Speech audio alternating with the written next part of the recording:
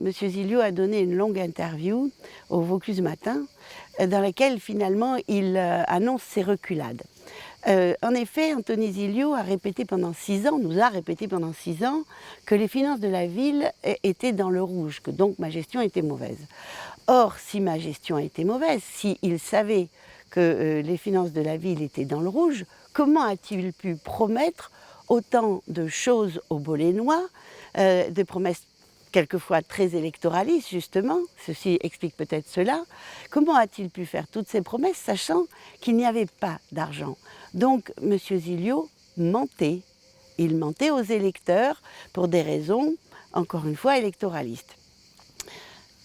Alors, les meilleurs arguments que je peux avancer, ce sont ceux de la Chambre régionale des comptes.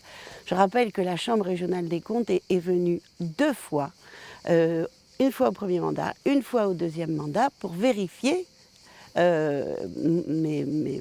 gestion, à la fois sur le personnel, sur les finances, sur les marchés publics, extrêmement importants. Et par les 2 fois, la Chambre régionale des comptes a été satisfaite de notre gestion.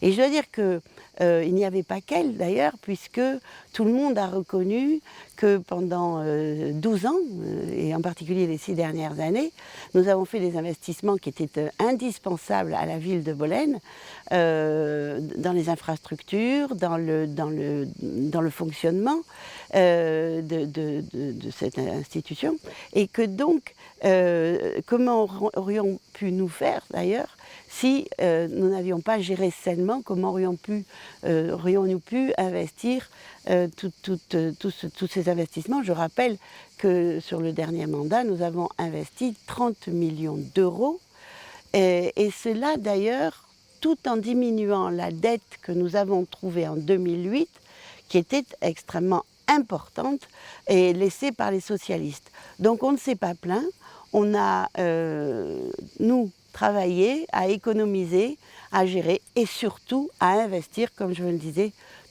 30 millions d'euros sur le dernier mandat.